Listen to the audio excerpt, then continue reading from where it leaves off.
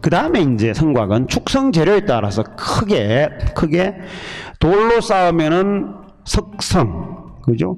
흙으로 쌓으면은 토성, 그 다음에 돌과 흙을 섞어서 쌓으면은 토석, 혼축성, 그리고 나무로 쌓는 경우도 있습니다. 나무로 이제 울타리를 만들어 쌓는 경우, 그럴 경우는 책성.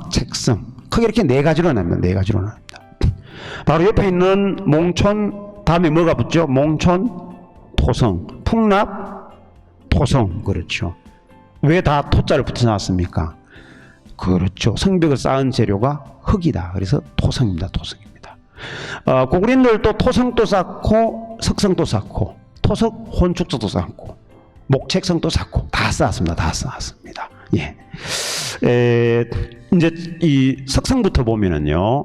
여기 이제 석성인데요. 서풍에 있는 선자산 산성이라는 거고요. 그래서 석성의 성벽을 쌓는 방식은 크게 경사면에는 안쪽을 이렇게 이 기대어 가지고 쌓는 내탁식 또는 외면 쌓기를 많이 했고, 이렇게 평평하면은 당연히 양쪽에 다 성벽을 쌓아야 되니까는 양면 쌓기 또는 협축식 이렇게 이제 쌓았습니다.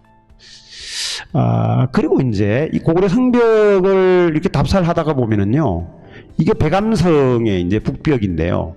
겉에 있던 면석은 다 떨어져 나갔어요. 다 떨어져 나갔는데 본체 자체는 굉장히 견고하게 남아 있습니다. 굉장히 견고하게 남아 있어요. 예. 그래서 왜 저럴까? 왜 저럴까? 예. 그래서 가만히 들여다보면은 비밀은 여기에 있습니다. 여기 있습니다. 여기를 보면은요, 잘 보세요. 이렇게 가로 방향으로 돌들이 수평으로 놓여 있는 걸 알 수가 있죠, 그죠? 수평으로 놓여 있는 걸 알 수가 있습니다. 예. 보통은 석성을 쌓을 때 어떻게 하는가 하면은요, 바깥에 양면을 쌓고 안에다 돌을 그냥 채워 넣어버려요. 그러면 바깥에 있는 면성이 떨어져 나가면은 내부에 채운 돌들의 결합 상태가 좋지 않기 때문에 다 그냥 와르르 무너집니다. 근데 고구려인들은 모든 성이 다 그런 건 아닌데 중요한 성들의 경우에는 성벽의 가장 중심부, 벽심부터 바깥쪽으로 이렇게 가면서 수평으로 쌓았습니다. 수평으로 쌓았습니다. 예. 그러니까는 가장 바깥에 있는 면석이 떨어져 나가도 나머지 돌들이 아주 견고하게 결합되어 있기 때문에 성벽의 본체 자체는 무너지지 않고 남아있는 그런 모습이에요. 요게 이제 이렇게 떨어져 나가는 모습들이 보이잖아, 그죠? 이렇게 하나 떨어져 나가서 이렇게 돼버린 거예요. 꼭 뭐 톱니바퀴처럼 이렇게 되어버린 거야, 이렇게. 근데도 본체는 남아있다. 그래서 성벽을 결합하는 요 경광 결합 양식을 여기서 잘 볼 수가 있어요. 안에서 요렇게 한 게 이제 삼배 짤 때 이 배틀로 삼배를 짜잖아, 그죠? 그 배틀 짤 때 그 이 하는 북이라는 게 있습니다. 그래서 그 북처럼 생긴 돌이다라고 해서 요걸 북골돌이라고 하는데, 요 북골돌을 요렇게 해가지고 그 아래 위에 이렇게 바깥에 있는 면석인 쇠기형 성돌을 싹 이렇게 끼워 넣은 그런 모습을 볼 수가 있습니다. 이게 견고하게 쌓아갔기 때문에 수백 년이 지난 지금도 저희 같은 사람들이 가서 고구려 성벽을 직접 눈으로 보고 체험을 할 수 있는 그런 상황입니다. 예. 빨리 코로나가 종식돼야 여러 스님들 좀 제 강의 듣고 이 만주 지역 가서 고구려 성도 한번 보고 그렇게 하시는데 아쉽습니다. 올해는 좀 힘들 것 같아요. 올해는. 원래 저도 2개 정도 지금 답사를 기획을 했었는데 다 좀 어려울 것 같습니다. 예.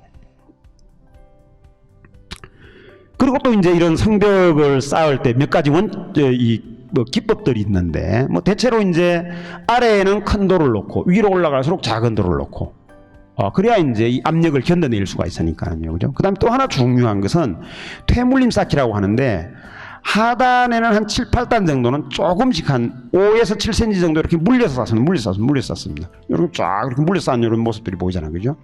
근데 계속 물려서 쌓으면 어떻게 될까요, 그걸? 꼭대기까지 물려서 쌓으면은 안 되죠. 그건 적군 보고 성 위로 올라올 수 있는 사다리를 내준 거나 똑같잖아, 그죠? 예, 그래서 하단은 이 성벽의 본체의 하중을 받치기 위해서 한 7, 8단은 이렇게 물림 쌓기를 하고, 그래서 뒤로 물린다라고 해서 퇴물림 쌓기를 하고 이렇게 수직으로 올리는 이런 방식입니다. 이런 것도 이제 중요한 기법이고요. 그 다음에 역시 이제 이 모든 것은 일을 안 했는데 일이 이루어진 게 제일 좋잖아, 그죠? 예. 그래서 뭐 지금 저희들이 코로나19 때문에 힘든 상황이긴 하지만은 또 그래도 이 정부에서 긴급 재난지원금을 뭐 40만 원에서 100만 원씩 지급을 했잖아요, 그죠? 뭐 어쨌든 좋죠, 그죠? 예, 뭐 힘든 상황이지만은 뭐 그거조차 안 주면은 또 더 어렵잖아요, 그죠? 더 어렵잖아요, 그죠? 예, 그래서 뭐 저희가 수고를 안 했는데도 어쨌든 이 국민들이 어려운 사정을 알아서 국가에서 이렇게 생활비에 좀 보태 쓰라고 다못 얼마라도 주니까는, 그러니까 일을 안 했는데 돈이 생긴 거예요. 일을 안 했는데 돈이 생긴 거예요. 기분이 좋잖아요, 좋잖아요. 똑같습니다. 성을 안 쌓았는데 성이에요, 이게. 예. 그래서 이런 이제 절벽들을, 강변의 절벽이나 이런 걸 이용해 가지고 이걸 성벽으로 쌓아. 그 제일 대표적인 케이스가 이 배감성입니다. 이건 배감성 남벽은 이 절벽의 높이가 어림잡아 한 100m가 넘습니다. 예. 뭐 기어 올라올 수 없죠. 그래서 이런 경우는 여기에 만약에 여기에 성벽을 쌓는다면은 적군을 방어하기 위해서 쌓는 게 아니라 누구? 아군이 땅떨어지에 이렇게 떨어질까봐 그걸 방지하기 위해서 쌓는 거죠. 그걸 방지하기 위해서 쌓는 거죠.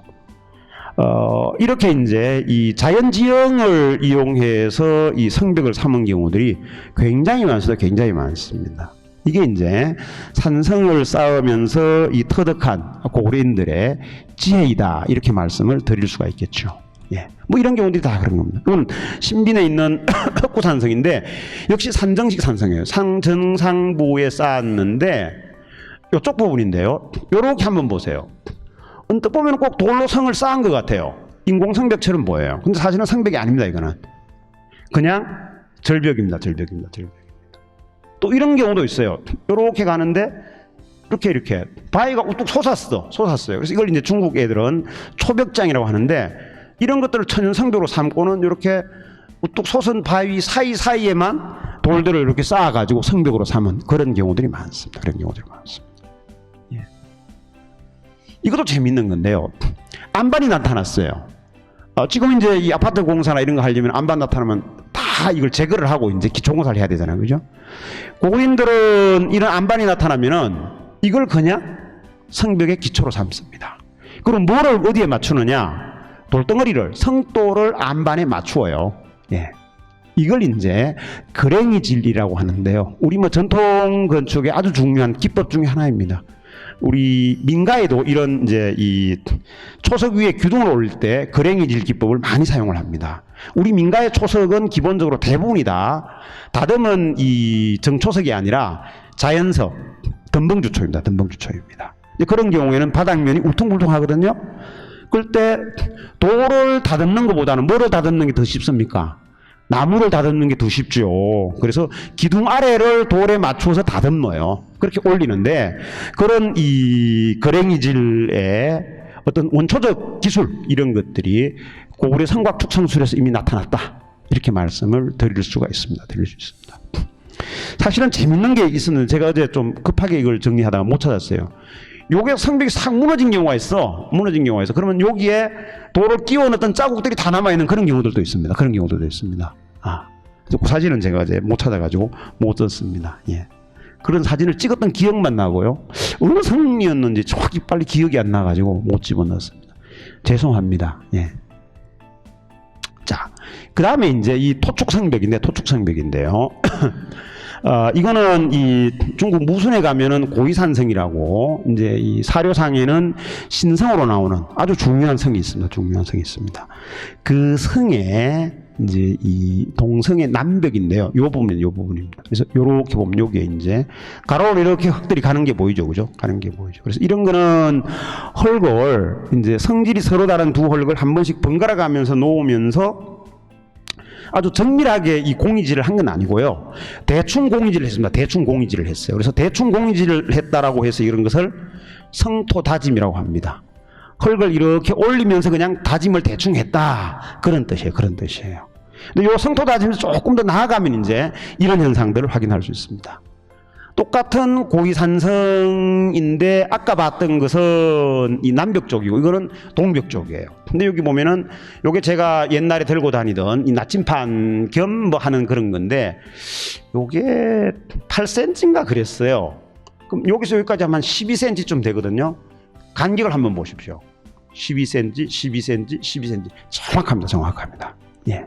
그래서 12cm 두께로 토축 성벽을 쌓아 올라간 이런 모습을 볼 수가 있어요. 예. 우리 여기 한성백제박물관 들어다 보면은 저쪽에 그 기획전시실 들어가는 그 맞은편에 저기 풍납토성 그 이 토벽을 그걸 뭐라고 하나 전사를 한다고 하나요? 이렇게 싹 일부러 이렇게 뜯어와서 그대로 지금 전시해 놓은 게 있잖아요. 그죠? 거기 보면 이제 거기도 판축 기법이라고 이렇게 설명을 하고 있는데 한번 잘 눈여겨보세요. 그거에 비해서 이게 또 백제 와서 이런 얘기하면 좀 그러긴 한데 그죠?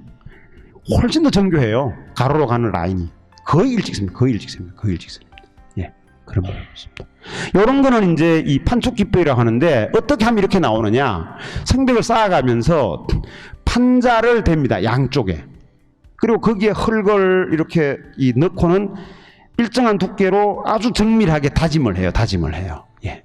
그 다음에 이제 그 위에 다시 또 이제 판자를 올리고 또 흙을 붓고 다짐을 하고 이렇게 쌓아 올라가는 그런 겁니다. 그래서 일정한 두께로 서로 다른 성질의 흙을 번갈아 가면서 이제 판자를 대고 이 다짐을 해서 축조했다라고 해서 판축 기법이라고 하는데 이런 판축 기법을 곳곳에서 확인을 할 수가 있습니다. 요거는 이 건안성으로 비정되는 계주 고려성 산성에 있는 건데 이것도 마찬가지예요. 이렇게 가자는 거예요. 얘랑 얘 같은 게 아니고 다른 사진이에요. 그냥 라인을 넣었어야 되는데 뭐 이렇게. 요렇게. 다만 두께는 얘가 한 12cm인데 같은 나침판이에요. 얘는 조금 한 7cm쯤 이렇게 되죠, 그죠? 예, 두께는 조금 다른 그런 모습을 볼 수 있습니다. 이러한 것이 이제 이 토축 성벽을 견고하게 쌓는 그런 판축 기법에 해당한다 이렇게 말씀을 드릴 수가 있습니다. 예. 그 외에는 이제 토축 성벽을 쌓는데 다양한 기초 방식들이 있어요. 방식들이 있는데 그 중에 하나 재미있는 것은 이게 이제 이 길림시에 가면 용담산성이라고 있는데 요 하단부입니다. 요 하단부. 하단부를 보면은 거죽은 흙이에요. 근데 안에는 보면은 이 성렬이 가고 있습니다. 성렬이 가고 있습니다. 그래서 이거는 돌로 쭉 이렇게 기초를 조성을 하고 그 위에 흙을 덮은 그런 이제 양식입니다. 그래서 이거를 중국 학자들은 재밌는 이름을 붙였어요. 요게 성렬을 뼈다귀에 비유를 한 거야. 뼈다귀에.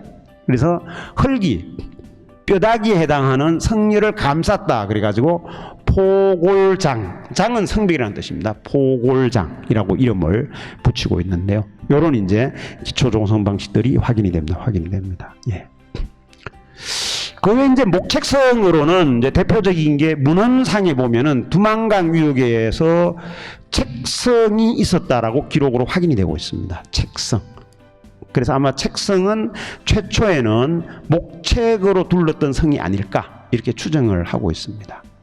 그리고 발굴을 통해서도 목책성이 곳곳에서 확인이 되고 있는데 요거는 임진강유에 가면은 연천 호로고루라고 있는데 이렇게 목책을 세웠던 나무 기둥을 세웠던 기둥 구멍들이 확인이 되었습니다. 그 다음에 청원 남성골 산성에서도 이렇게 이제 목책열이 가는 것들이 확인이 된 그런 상황입니다.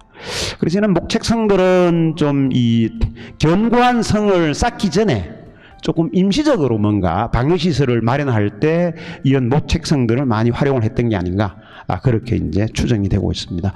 실제 연천 호로고루 같은 경우에도 처음에는 목책성으로 쌓았다가 6세기 중반을 전후해 가지고 석축 성벽으로 개축한 그런 흔적이 발굴을 통해서 확인이 되었습니다.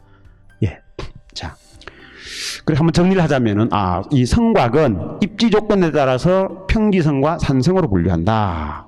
그리고 산성은 크게 산정식, 산복식, 만복식, 포곡식으로 분류를 하는데 초기에는 군사방어가 중요했기 때문에 산정식으로 주로 축조를 하다가 중후기가 되면서 지방제도를 정비하면서 이 포곡식 산성으로 변화해 갔다. 그렇게 말씀드릴 수 있고요.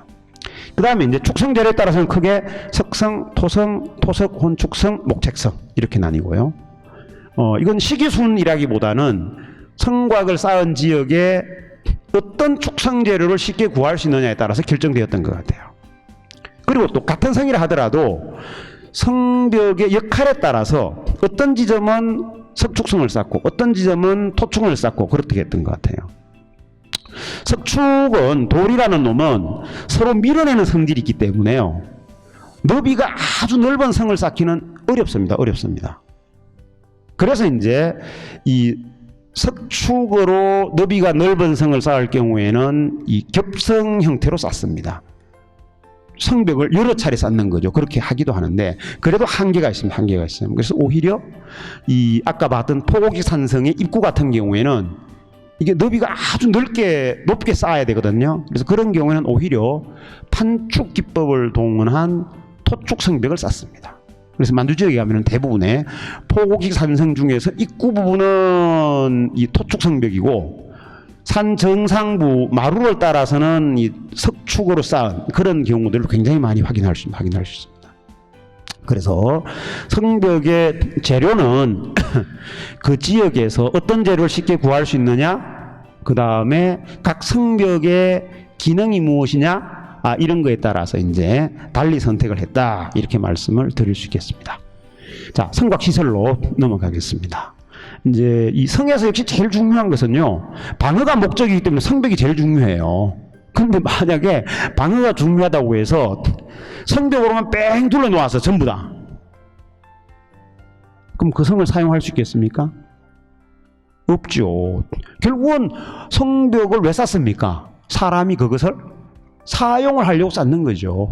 적군을 방어하든 지방을 지배하든 뭘 하든 간에 하여튼 사람이 사용을 하려고 쌓는 것이고, 그러려면은 사람이 드나들고 사람이 생활하는 데 필요한 각종 물자들이 드나들 수가 있어야 됩니다.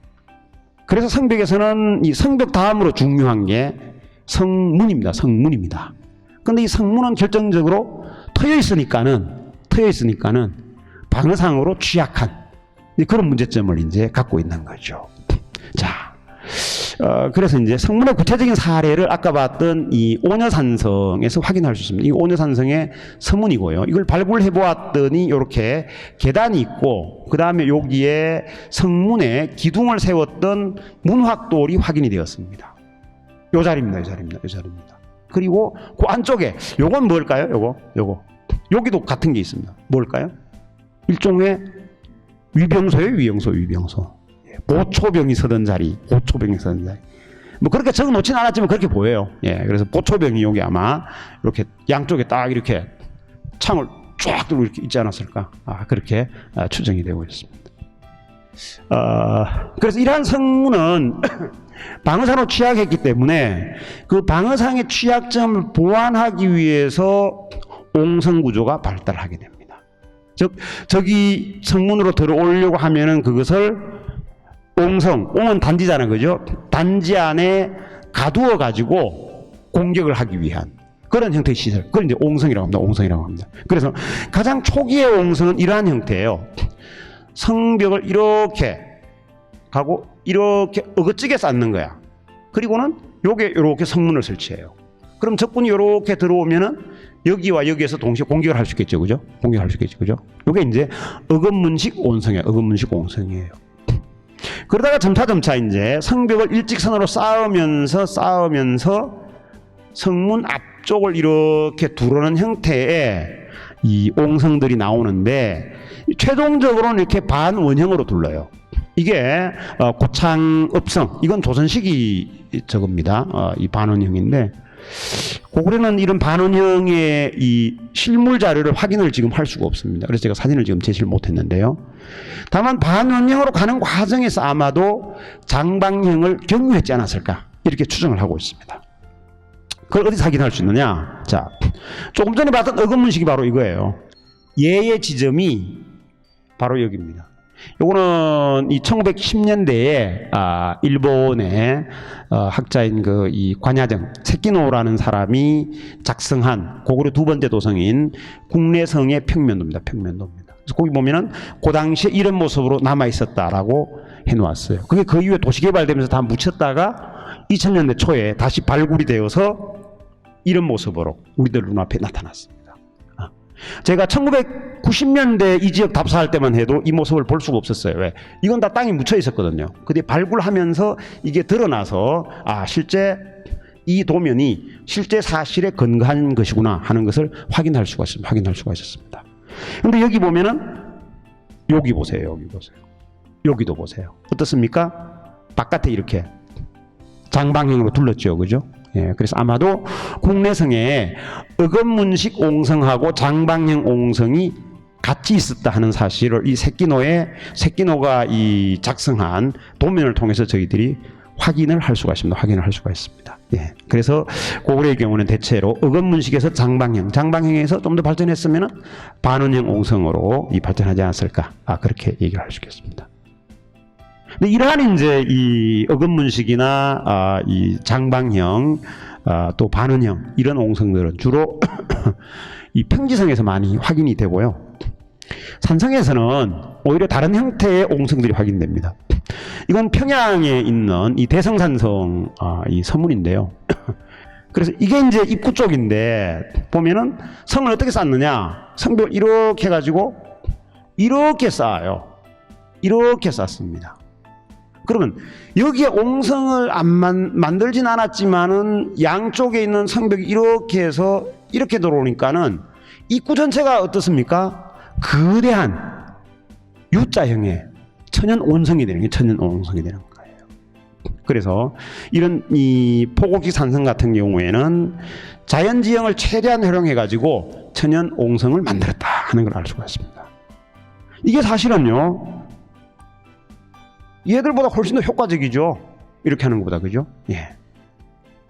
그걸 잘 보여주는 게 국내성의 바용의용 산성이었던 이 집안 환도산성, 산성자 산성입니다. 보면은 마찬가지입니다. 성벽이 좀 이렇게 오잖아요. 그죠? 이렇게 와서 정문 근처에 와가지고 안으로 이렇게 쌓아요. 이렇게.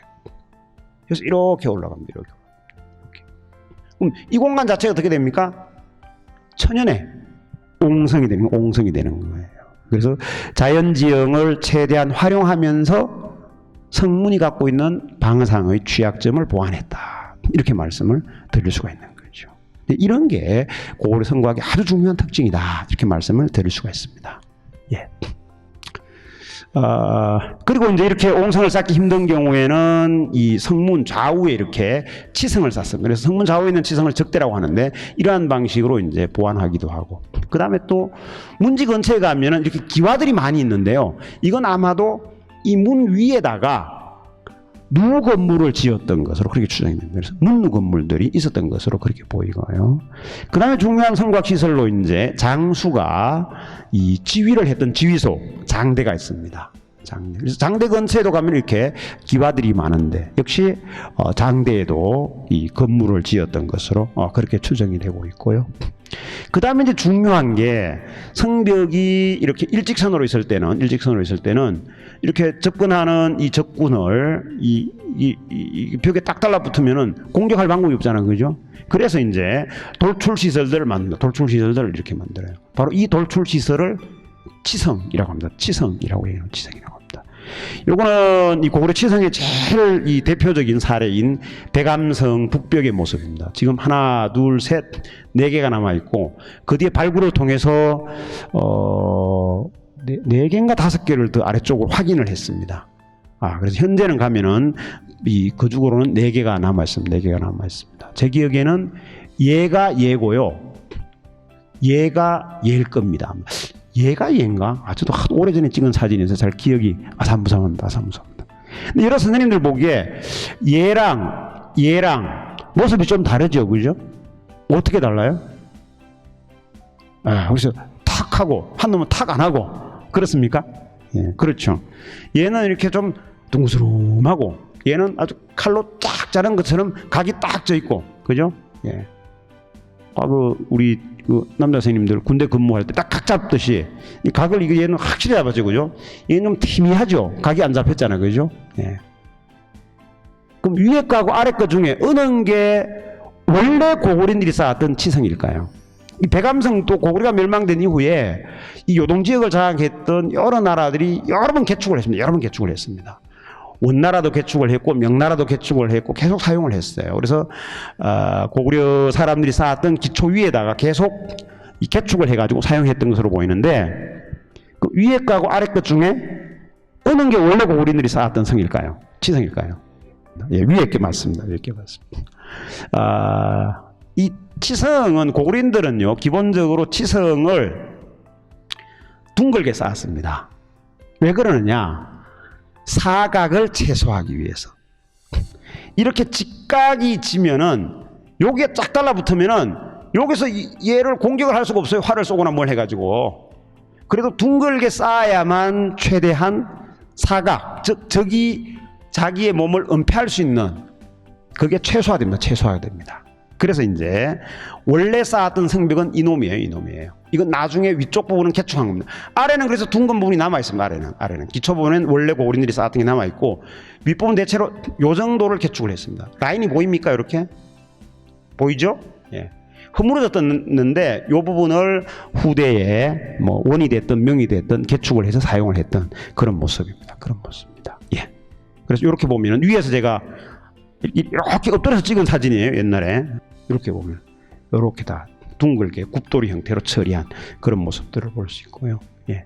평양에 가면은 얼밀대가 있죠, 그죠? 예. 현재 남아 있는 얼밀대는 조선 시기에 쌓은 건데 얼밀대의 기초 부분은 이와 같이 굽돌이 형태로 한 겁니다. 요 굽돌이 형태로 한.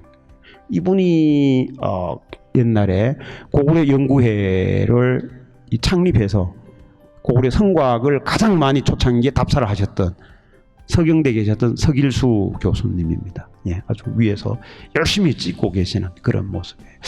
이분 전호태 선생님이었나? 지금 어두워서 잘 안 보이네요. 예, 그래서 이런 이제 굽돌이가 기본적 특징이다. 여러 선생님들 하여튼 이 평양 가서 한번 을밀대 가서 한번 이런 모습도 보고 막걸리도 한잔 하셔야 되는데 언젠가는 그죠? 예, 좀 그런 날이 빨리 왔으면 좋겠습니다. 예. 그 다음에 이제 중요한 시설로 이 성벽 위에 있는 성각퀴를 들 수가 있습니다. 성각퀴를 들 수 있습니다. 성각퀴를 들 수 있는데, 예. 성각퀴는 이렇게 돌출한 시설이기 때문에 성벽 위에 현재 남아있는 경우가 별로 없습니다. 다만 무엇을 통해서 할 수 있느냐? 백암성 성벽 위인데 이게 성 내부고 이게 성 바깥이에요. 근데 성 바깥쪽으로 하면 이렇게 약간 높게 이렇게 해놓은 부분이 있죠. 요게 아마 성각퀴를 쌓았던 부분이 아닌가. 요 부분이. 그렇게 추정이 됩니다. 예. 그래서 이런 이 성각퀴 안쪽에 이제 이런 기둥 구멍들이 많이 확인이 되는데, 그래서 여기 보면은 이 고구려 환도산성에 가면은 성곽퀴의 일부가 남아 있고 사열 이런 것들은 다 없고요. 그냥 사열 아래쪽 부분만 좀 남아 있고 그 안쪽에 보면 이렇게 기둥 구멍들이 있습니다. 기둥 구멍들이 있습니다. 그래서 이 고구려 성벽 위에 있는 기둥 구멍의 기능이 뭐냐에 대해서도 또 뭐 다양한 논란들이 있습니다. 논란들이 있는데요. 현재 나와 있는 견해는 이렇게 이 중국 학자들은 성 위에 다시 이렇게 적을 방어하기 위해서 목책을 쌓았던 시설이다. 그래서 이 나무를 박았던 기둥 시설이다. 그렇게 보는 견해가 있고, 저기 연천에서 이제 당포성 발굴을 해보니까는 이 기둥 구멍이 쭉 내려갔는데 밑에 보면은 뭔가를 이렇게 이 나무를 박아서 이걸 돌릴 수 있는 시설이었던 것으로 확인이 되었어요. 그래서 이게 혹시 이런 이 쇠뇌나 투석기를 설치했던, 그래서 그 쇠뇌나 투석기를 받치는 기둥을 이제 설치했던 시설이 아닐까 이렇게 보는 연구자도 있고요. 뭐 다양한 견해가 나와 있는데 현재까지는 좀 통설은 아직까지는 없는 그런 상황입니다. 그런 상황입니다. 예. 그 다음에 이제 성곽 시설로 중요한 거는 특히 평지성인 경우에는 성벽 바깥에 도랑을 파서 물을 채우는 시설이 있습니다. 이게 이제 해자인데요. 역시 이것도 파지도 않았는데 해자가 생기는 게 제일 좋겠죠, 그죠? 예, 그게 이제 고구려 마지막 도성이었던 평양성에서 확인할 수 있습니다. 이 평양성벽이 이렇게 가는데 대동강을 이렇게 바깥에 이렇게 두고 있어요. 그 대동강이 평양성의 천연 해자인 거죠. 천연 해자인 거죠. 예, 이런 것들을 이제 볼 수가 있고요. 그 다음에 이제 이러한 산성들 같은 경우는 역시 중요한 게 이 물입니다. 물. 예. 그러니까 평지에서는 뭐 우물을 파면 물이 쉽게 나오지만은 산성들 같은 경우는 물이 쉽게 안 나오는 경우들이 많거든요. 근데 이제 이 다녀보면은 아까 봤던 해발 820m에 자리 잡고 있는 이 오자산성 같은 경우는 산 정상부에 물이 솟아나는 샘이 있어요. 샘이 있습니다. 아주 신기합니다. 그러니까 이제 이런 곳을 이 성으로 삼아가지고 적군을 방어할 수 있겠죠. 그렇게 이 또 성 안에 낮은 지역에 큰 저수지를 파가지고 물을 가두어 놓는 경우가 있고요.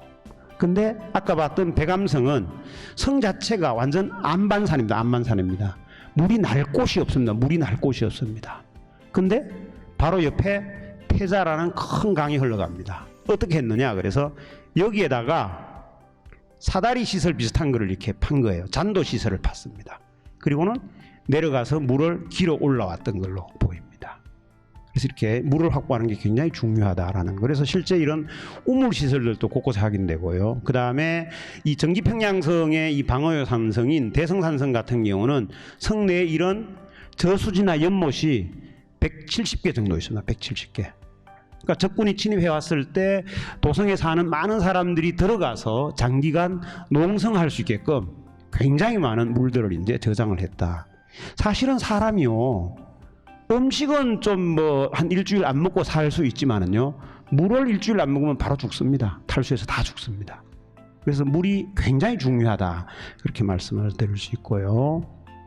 그 다음에 이제 이런 성곽 시설을 사람들이 다양한 형태로 활용을 했으니까는 원래 성 내부에는 굉장히 많은 건물터들이 있었겠죠, 그죠? 근데 세월이 지나면서 다 이제 땅 속에 묻혀가지고 현재는 성을 답살해도 건물터를 보기는 조금 어려운 그런 상황입니다. 요거는 북한에 있는 이 요동성총이라는 고분 안에서 이 확인된 성곽도인데 요동성의 모습이에요. 요동성의 모습이에요. 여기 요동성이라고 적혀 있는데 요렇게 이제 이중성으로 되어 있고요. 내부에 이런 이 기와를 이은 집들이 있고 바깥에도 뭔가 탑 비슷한 이런 시설들이 있는 모습을 볼 수가 있습니다. 그래서 요동성은 요동 지역에서는 가장 중요한 시설이었으니까는 당연히 그 안에는 관청이 있었을 테고요, 사찰이 있었을 테고요. 그 다음에 또 이 문헌 사료에 보면은 여기에 주몽을 모시는 사당이 있었다고 합니다. 사당 시설이 있을 테고요. 그 다음에 이제 민가들이 많았겠죠, 그죠?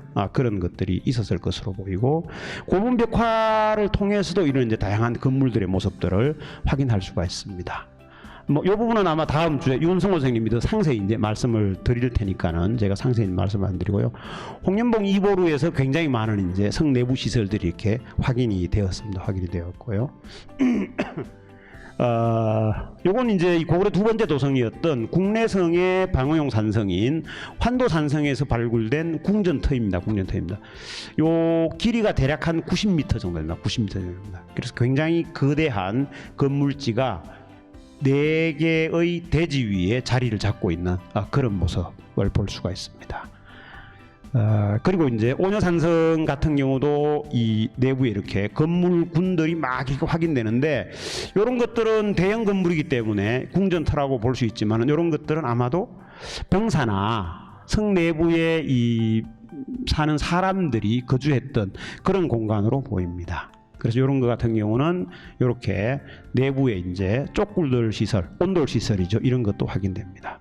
근데 재밌는 거는 요거는 이 중국 한나라가 설치했던 현도군의 속현의 치소로 보이는데 그 속현의 치소에서 주거지가 확인되었는데 주거지 내부에 저렇게 L자 모양의 온돌 시설이 확인되었어요. 요 시기가 기원전 1세기 중반을 전후한 시기로 편년이 됩니다. 그러니까는 이 앞으로 고구려 이 쪽구들의 이 기원과 관련해서도 굉장히 중요한 시사점을 주는 유적이고요. 그리고 이제 원래 중국인들은 이런 온돌 시설을 사용을 안 했단 말이에요. 근데 추운 고구려 지역에 와가지고 이 지역을 지배하려고 하다 보니까는 현지인들이 구더를 난방 시설로 사용하고 있으니까는 그걸 이제 채용을 했던.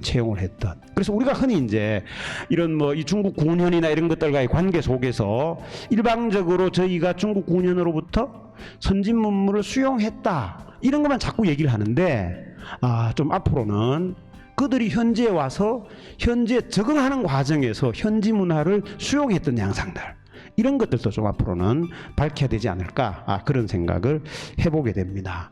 근데 이런 이제 이 온돌 시설이 여기서만 확인되는 게 아니라 아까 제가 말씀드렸던 영릉진 고성 거기에서도 온돌 시설들이 확인이 되고 있는 그런 양상들입니다.